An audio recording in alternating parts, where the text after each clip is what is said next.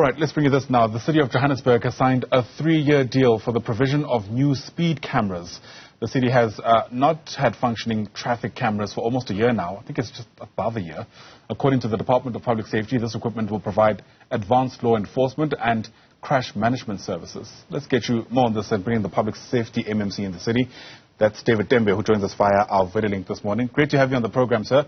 Thanks very much indeed for making time. So let's better understand what this new phase entails, so to speak. Is the city procuring new cameras, or are you getting a service provider who will help you manage these cameras? No, the city through the city, we are getting the service provider to deal with those issues of speed cameras. Yeah, and what exactly do you mean by that when you say deal with the issues? Because my understanding is that a contract that was in existence had been contested, and you'll give us the details, and that's why there wasn't anybody actually running the cameras. No, yes, there was no one running the cameras for a year, and that's why we had a problem with speeding and lawlessness in our roads. But now we have signed with one of the service providers that will be able to service us with those speed cameras. Yeah, I think it's important for residents in the city to know what happened. Take us into your confidence. How was this allowed to take place to begin with? No, because I was not there, because it started in somewhere in 2021, June or July, whereby they were on Regulation 32, which means that they had to piggyback from Ekurhuleni.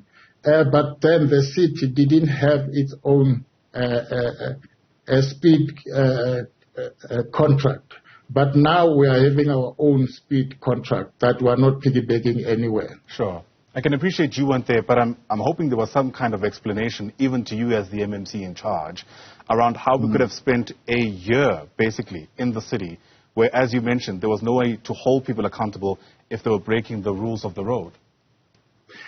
Yes, but remember we started as a coalition government in November, December. So we started really pushing it out that we must get our speed cameras, because we couldn't allow people to die on our roads while we are in charge. Hence, we have to ensure that the speed cameras, through the supply chain and the city manager, that we get the speed camera running. I hear that. My question is more around planning. So there may have been some kind of ambition to move away from piggy banking from Ekurhuleni, as you mentioned. Fair and well. But surely that should be done in a way where we don't spend a year in the city where these cameras aren't working. Yes, but it has to. We have to ensure that we follow the supply chain procedures, because we can't just go and get cameras just like that. But we have to follow the procedures in terms of procuring such services in terms of the tender procedures. Could you not have continued with your piggy banking of Ekurhuleni in the interim? No, we couldn't, because it was now illegal to do that. Remember, since 2016, we were at the Regulation 32 when it expired, the contract expired. Okay. I wonder how much of a impact this has had. That's the term I'm looking for. These cameras not working. From the data at your disposal, are you finding some kind of correlation, perhaps causation, around the cameras not working and there being increased carnage on the road? Yes, there have been increase in carnage on our road because people were speeding. Everybody knew that we didn't have speed cameras in Johannesburg. So you'll find, especially in N1, we had N1, M1, and in anywhere in the inner city, whereby people were driving recklessly, speeding, because they knew that there were no cameras that can monitor what they were doing. Yeah. So the fatalities on our roads did increase. Fair. And in many instances, we know that when these kind of accidents take place, infrastructure also suffers. During this period, how many of your cameras were actually impacted? I'm talking about the physical camera now. Yes, but we didn't have cameras. So, all right. Because when they left, when the companies that were supplying us with cameras left, they take their cameras. I see. They Okay. didn't belong to the city. All right. So even the physical camera itself had to be taken. This moment has also, Yes. of course, raised, I guess, renewed questions, because this is not a new discussion, around how impactful the system actually is as a deterrent, right? We do know in most instances people cram where the cameras are at and they respond accordingly. But of those who are caught, the city, and through the law, tries to enforce some kind of fine. Are you finding people actually pay these fines?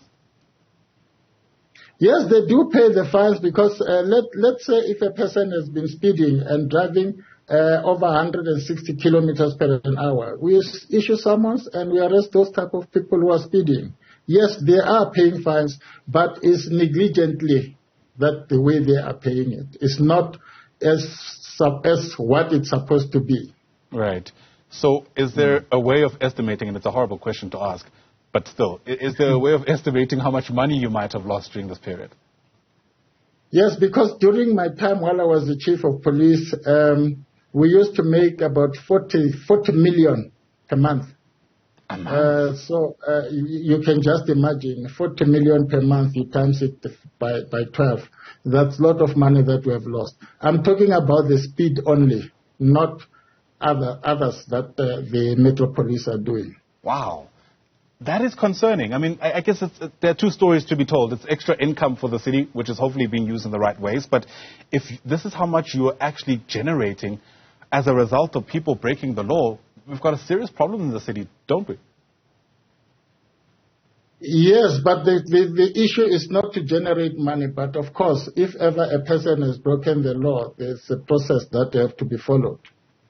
All right, fair enough. David Tembe, thanks very much indeed. Something tells me people are going to be driving differently on the city's roads as of today, at least those who've been able to catch our interview live.